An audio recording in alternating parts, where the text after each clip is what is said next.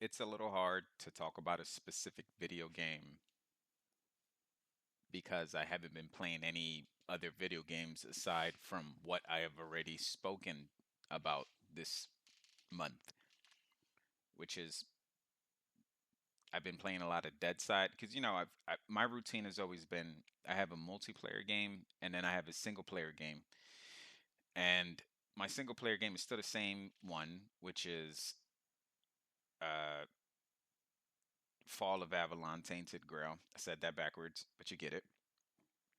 And then my multiplayer game is Deadside, which both of these games, obviously, I've played a good amount of.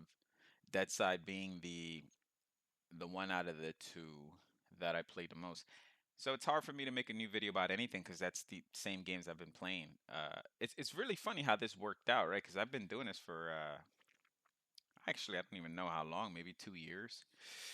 And it's funny because every time I record a video, sometimes obviously I'm not consistent at all, which sucks. I wish I was, but life and stuff. And not only life. Now I'm not just gonna blame life. It's also me just being fucking lazy. I switch between the two, being really busy and then being lazy as shit, which both lead to the same result of not recording. So it's funny though because I don't know how I did it, but for the longest, every time I recorded, whether it was a week or whether it was 2 episodes a week, 4 episodes a month, whatever the rate was, the frequency, I've always seemed to have played a new game in between recording. And I'm like, wow, it's funny how I really didn't set it up like that, you know? I just play games and just talk about them. And it just so happened that for the most part, in all of the recordings I've been doing for, I would say, approximately 2 years, for some reason, every time I record, I have a new game to talk about. But that hasn't been the case these last going on 2 months. Excuse me. If you heard that, sorry about that. But probably not. I hope I muted it in time. I don't go back and really edit this shit, man. In case you haven't noticed, I am my own editor, which consists of me doing the most. Like I edit like an out of touch old man. Like I don't know what buttons do. I'm squinting while I'm doing it. I'm forgetting what I'm doing as I'm doing it, and I'm not. I wouldn't even call it editing. I suck at this. I'm just trying my best here. So I mentioned this before, but I started a new job, and the training is 3 months long, and uh yeah, that's all I've been doing, man. Since I'm a night guy. I like to stay up in my natural state, whatever the fuck that means. What I'm saying is me, I like to be up to like 3, 4 in the morning. And obviously I've been doing that for years. I've been doing that for like 5 years. No bullshit. And then I started this new job, and the 3 months of training required me to wake up at 4:15 a.m. My shift starts at 6 a.m. and finishes at 2:30 a.m. I fucking hate it, because look, you've got morning and then you've got morning. I'm waking up in the morning. 4 a.m. is brutal. I'm not a fucking farmer. Like if I or fishing or honestly, I don't even know if you're supposed to go fishing in the morning or in the afternoon. I'm assuming it's in the morning. I heard that once and it just stuck in my head. Makes sense. So 4 a.m. waking up at 4:15 in the morning is insane. Now I understand if you work like a 9 to 5. In my case, it takes about an hour to get to work. Through public transportation, it's way more faster. If I had a vehicle, luckily my girlfriend, she has a vehicle, so I'm the biggest freeloader ever. So if I worked a 9 to 5, I would leave the house by like 7:45. So I can get to work by like 8:45, 8:40. It gives me a good 20 minutes so I could settle down or whatever. But waking up at 4:15 a.m. to be at work by 6 is just cruel, man. And I understand there's plenty of people. In fact, most people that I speak to love that shift. They love the fact that you get out early. But I say this all the time that the cons outweigh the pros when you work morning shift, right? when you work morning shift, you work harder, you get paid less because there's no night differential or shift differential, and you sacrifice sleep because who the fuck actually gets 8 hours of sleep if you're working morning shift? No one. I don't know anyone who actually goes, I'm going to get 8 hours of sleep Monday through Friday. No, that's bullshit. They come home and life happens, right? They're busy running around all goddamn day because they have kids and they got to cook dinner and wash clothes and work out if you, that's hopefully that's what they do, and run errands and pick up school supplies, especially now that summer's about to finish. So it's like you don't want to go to sleep. By the time you finish all that, dinner, cook dinner, by the time you finish doing all this, it's what? Fucking 7 in the evening or something like that, something close to that after you finish eating and everything. So you only get really what? Fucking 3 hours, if that, to kind of wind down and chill. And you're like, no, that's if you, assuming you want to sleep 8 hours, you only get 3 hours to wind down and chill. So you say, fuck that. I'm just going to stay up later and watch my show, whatever. I'm going to try to make the most out of this day, squeeze the most out of it. So I understand why people are sleep deprived in the morning and caffeinated and irritable. I understand. But I largely avoided that by being a very strict fucking killjoy. Like, my life has been so goddamn bland these past few weeks, these past 7 weeks to be exact. I've just been nose to the grindstone. I've been, trying to get at least 6 hours of sleep a night, which is not enough. You need anywhere from 7 to 8 to function properly. But uh, where the fuck am I going with this? Yeah, so whatever. That's what I've been doing. That was a very long explanation as to why I haven't been really recording like that. But yeah, like I don't have anything new to report, but I do have some things new to report, as in games that I've been playing. But, I've been thinking about other shit as usual because I have a video game podcast where I rarely talk about video games. You know, I've been thinking about social media, right? Now, this is a deep subject because, like, as a human, right, you have to be, if you want to improve and be a better version of a human, you have to not fall into the classic trappings that humans fall under, like ego and you know, bitterness, resentment, envy. All these emotions are classic traps that we all fall under, right? We see someone that's more successful than us and we feel envy. I've got that from my closest friends, and I've been in relationships where I've got some sort of, like, I'm not going to say a promotion because I don't get those type of jobs. Maybe I should, but not necessarily promotion, but I left that job for something better. If you hear a dog barking, that's because there's a dog barking in the background. They let the dog out so it can, I guess, pee outside in the yard, and then they wait like an hour to let him back in. And the things out there just fucking crying and yelping. Sometimes I do the whole just to fucking tease it. It goes insane. So I forgot what I was saying.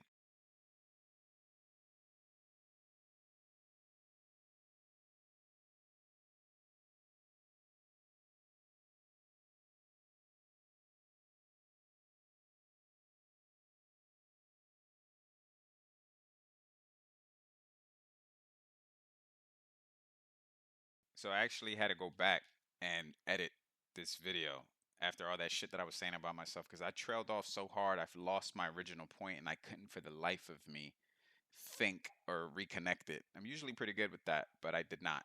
This dog is fucking me up, man. He keeps barking, and that's what threw me off in the first place. It's like I can hear him in the background when I went back to find my original point of my rant. So, if you want to be a better person, um, you got to, like, be aware of these trappings, right? And these trappings are everything that I just named.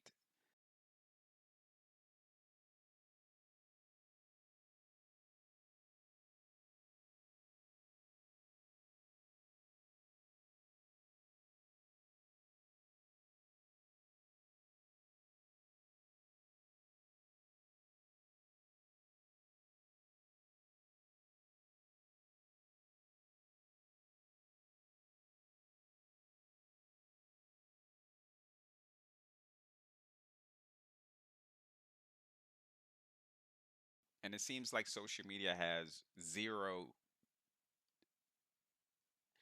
not intolerance, that's the first word that comes into mind, but zero awareness, or if they do have any awareness of how rude, disrespectful, distasteful, uh narrow-minded a lot of these opinions that people on, social media have, they're certainly not showing that they're not aware of it, or they're pretending like they're not aware of it.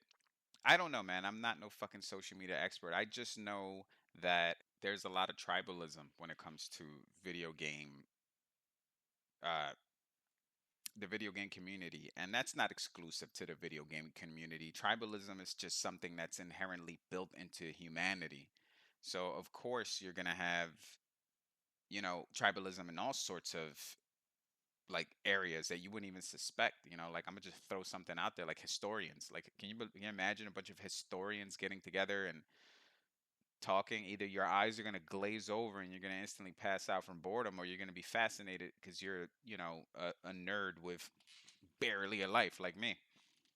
But even they have tribalism, right? They accept certain things, and anything that's not in their uh, sphere of knowledge, or facts that have been proven, or at least, according to them, is considered fringe history. Or, you have that. It's weird because you're like, oh, there's probably like a silent little war brewing with historians. Who would think that? But that is the truth. Tribalism is just something that's definitely built into us, and it's no different in the video gaming community. And I see that, to me, it seems like the only logical way to combat it is not to mention it, right? Like, I, I don't know if it was Denzel Washington or Morgan Freeman. One of them said the only way to stop racism is to stop talking about it.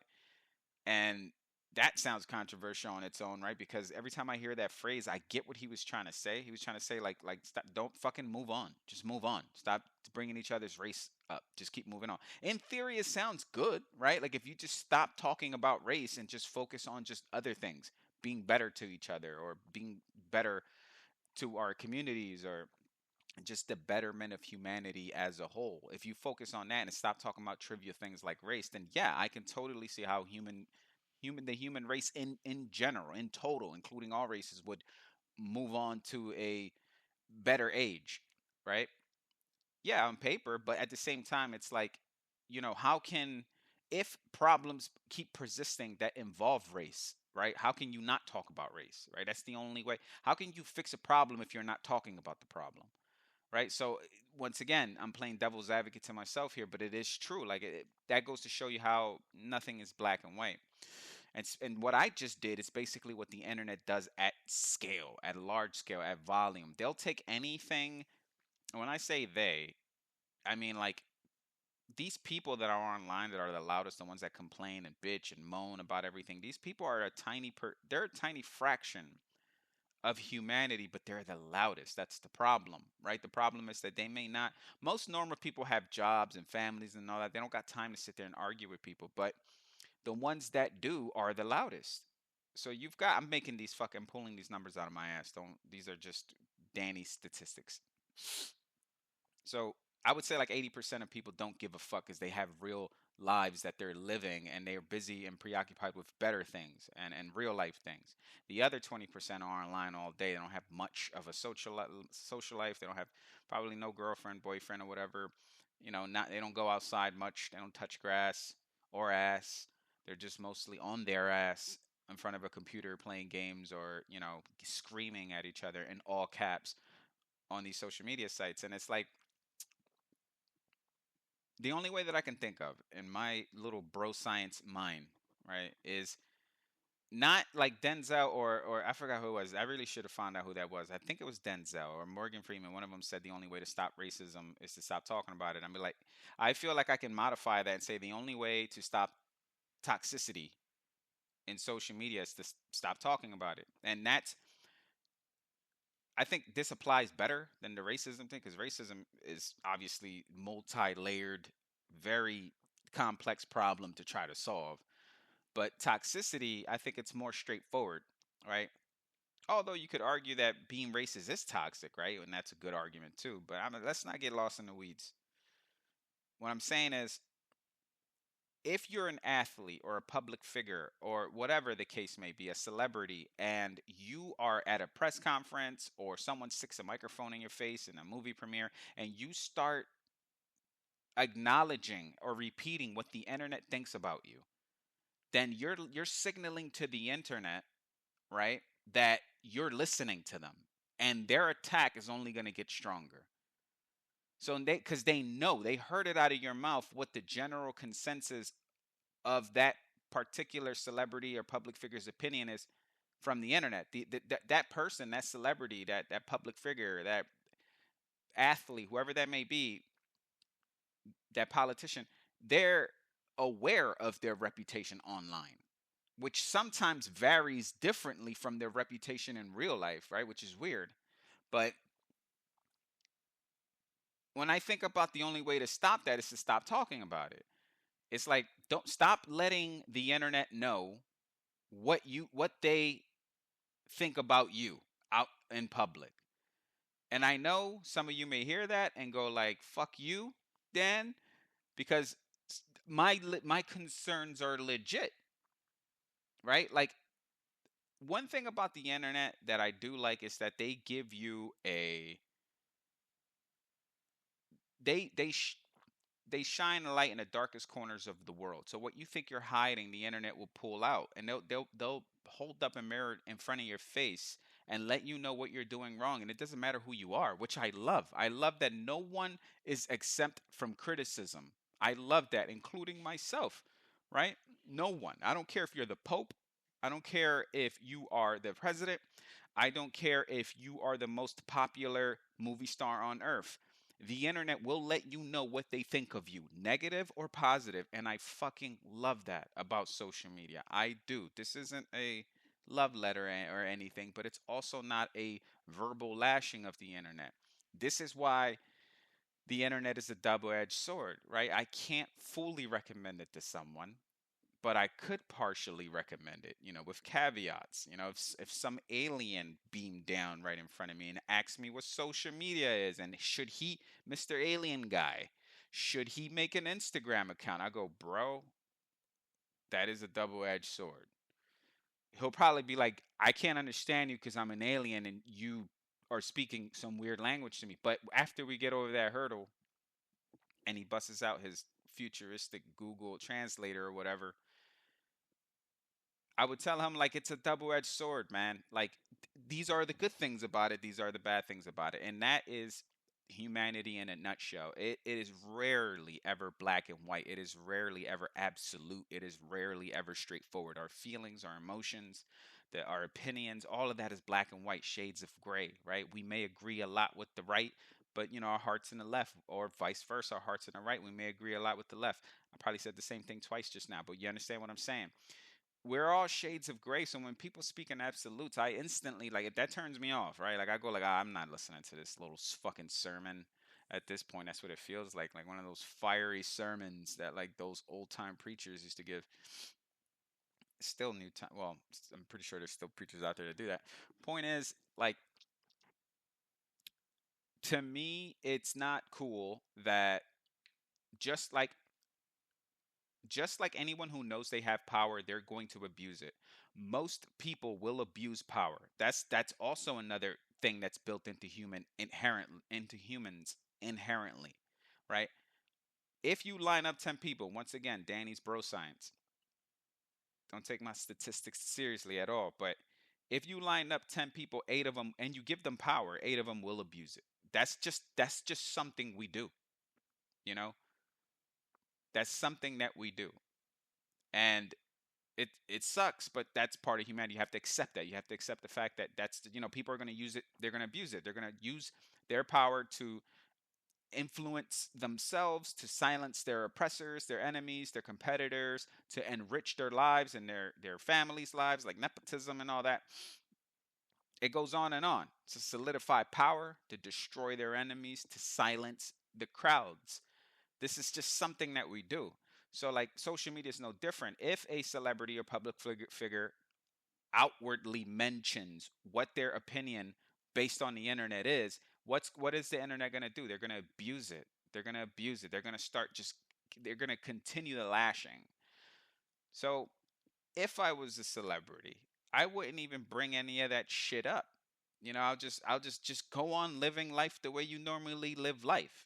Be aware of your reputation online, but you know, let them speak. That's all I can say. And yeah, sometimes the internet has valid criticisms. Many times, scratch that. Not sometimes. Many times I have seen uh, a post about a political subject or about a national event or a disaster or some sort of a new policy or law that's being implemented anywhere here in the States or anywhere else in the world. And I would look at this and I would go, oh, that's bullshit. And then I would read some comments and it kind of softens my opinions. I go, maybe I'm being a little too hard. These people are kind of right about some things.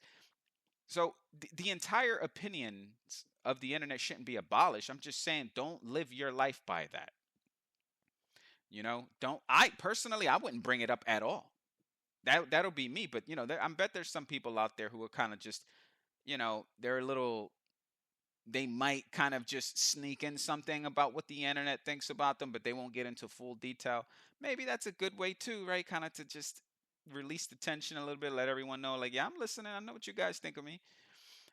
But and, sometimes you have monsters. You have people who are deliberately trying to take your money or take advantage of you financially, physically, whatever the case may be.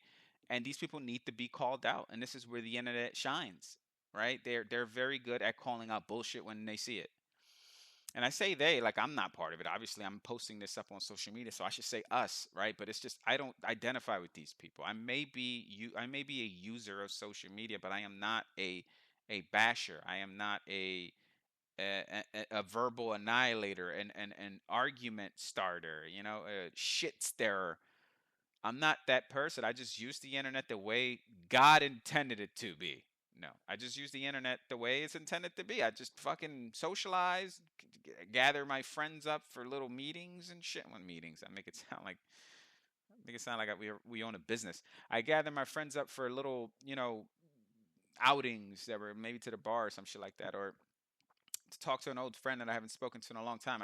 Once again, I'm a very boring old man, so I do stuff like this. I don't go online and start fucking going back and forth and dunking on other people. I don't know if people still say that, dunking on each other. I haven't heard no one say that in a long time. I'm out of the loop, dude. I'm 40. I'm dying. So yeah, that's my view on things. It's just,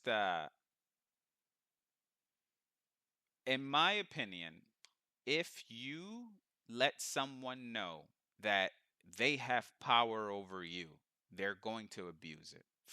For them, I know that sounds somber and it sounds nihilistic, right? Pessimistic, even. But that's been my experience. And I think evidence supports that, right? Psychologically. I don't know, but I would assume that, like I believe that most people abuse power because it's built into us, right? I'm being realistic, but some people may confuse that for pessimistic. But if you let someone know that they have power over you, they're most likely going to abuse it. So it's like by you letting the internet know what they think of you, if you say that out publicly, they're not gonna their attack is just gonna only strengthen. They're not gonna they're gonna be relentless now. So that's been what I've been thinking about. That's been going through my mind. Obviously, I should be talking about games. Sorry if I'm getting all super political and analytical and psychological, but my fucking brain, man. I'm always on overdrive here. But it is. I can't sit here and say the internet. I know right now I probably painted a picture like the internet sucks, and sometimes it feels that way, man. It really does. Sometimes I'm thoroughly convinced that we should eradicate the internet, and I'm sure lots of people will go, "Fuck yeah, get this shit out of here and let's get humanity back." But there's beautiful things about it too, especially if you use it like me, the old man. If you use it the way it's intended, it is beautiful to be able to talk to someone instantaneously from across the world. I have a friend that lives in the Philippines. We're on two different time zones, two different locations in the fucking world, and we can speak to each other instantly. I know that's amazing. Don't lose sight of that. It's very easy to just go, yeah, we could do that. We had that technology for a long time. Like, what's the fuck so good about it? It's like don't lose your sense of wonderment. You know what I mean? And don't lose your sense of gratitude. Be happy we live in a world where we can do that. You know, this opens up the opportunities to make friends from somewhere else, and that's fucking dope. You couldn't do this in the 1800s. You'd have to probably write a letter with like fucking elk blood, and then give it to some guy, and he'll fucking ship it in a boat, and then the fucking person you're writing to won't get it in months. So you got to think like that, you know, like just be appreciative and stop fucking fighting each other, man. I can go on forever with the social media subject, but I've already been going on for about a half an hour now. It is a beautiful thing, and I know that I've been shitting on it this entire time, but I love social media, man, to an extent, you know. And even love may be a strong word. I would say really like, but you know, I guess try your hardest to not take shit seriously and understand that everyone is going to twist your words up. They're going to listen to you and automatically, you know, try to make you feel bad for something you didn't even like. You didn't even mean it that way, but that's the way they took it. So you got to apologize for their perception of your words. So you can tell them straight up, like, this is not the way I mean it, but I'm gonna say this, and then you say it, and they go, "Oh yeah, I took that the way you did not mean it, and I'm just gonna go with my view on that, and then you're an asshole." And it's just like, what? I just told you, like, this wasn't open for interpretation. I told you what I meant. And still, to you, it's like you dissected it and twisted it and made it your own thing. That's the internet in a nutshell, especially the comment section. It's like, dude, I'm just posting a picture of me walking with my dog, and you're calling me a fucking animal abuser or something like that because, you know, the leash is on a little too tight on the dog or something. It's like, bro, you're overthinking the fuck out of this. Like, relax. It's just me walking my dog. Calm down. I see this with everything. You know, somebody will pick up their cat a little aggressively, and everyone's like, "Oh, the cat's gonna die. Take it to the vet. Spend $1,000 to get it checked." It's wild, man. So I'll talk to you guys next time. I'm getting out of here. I'm gonna get some food. What time is it? Fuck, I still got 20 minutes. Uh, it's been real. I'll talk to you guys next week. Hopefully this time about a game and not about my stupid views on life. See ya.